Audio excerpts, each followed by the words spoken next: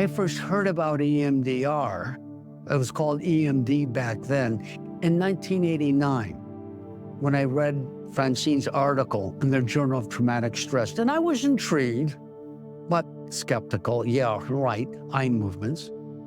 And then in 1989, the International Society for Traumatic Stress Studies was in San Francisco. And I went on to participate in that. And Francine was talking, and I went to hear her. And again, a powerful, wonderful speaker, and just explaining EMDR therapy. It really made sense to me. And she showed the videotape that she did of a Vietnam veteran. And after that, I went to Santa Cruz. Now, there had been an earthquake in the San Francisco Bay Area. The epicenter was Santa Cruz. And I had been asked to go to Santa Cruz after this conference to provide support to the mental health professionals who had been supporting the community. And one of the support personnel that I met was the same Vietnam veteran who had been on the videotape.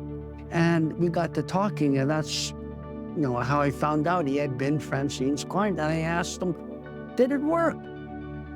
And he said, yes. And I said, show me. Now, he was a therapist himself, by the way.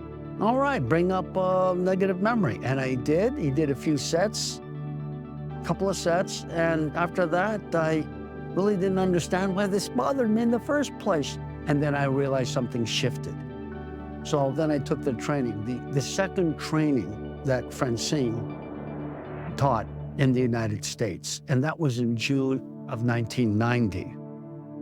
So I started utilizing right away, getting wonderful results, and sponsored Francine to come to Seattle, Washington. Now, the standard protocol of EMDR therapy is applicable to any disorder.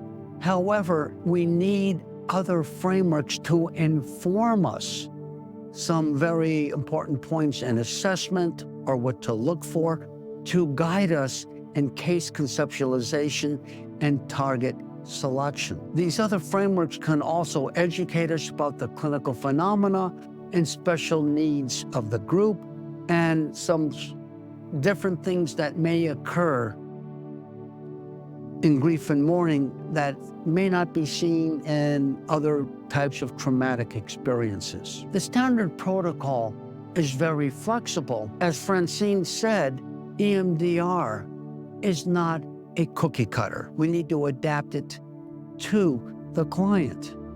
And with time, there's been more research, there's more knowledge, and more frameworks that inform us as therapists and inform the adaptive information processing model that are going to help us with case conceptualization, the special needs of the population we're working with, especially people with complex trauma and dissociative symptoms, in order to help us better treat the client. EMDR therapy is cross-cultural.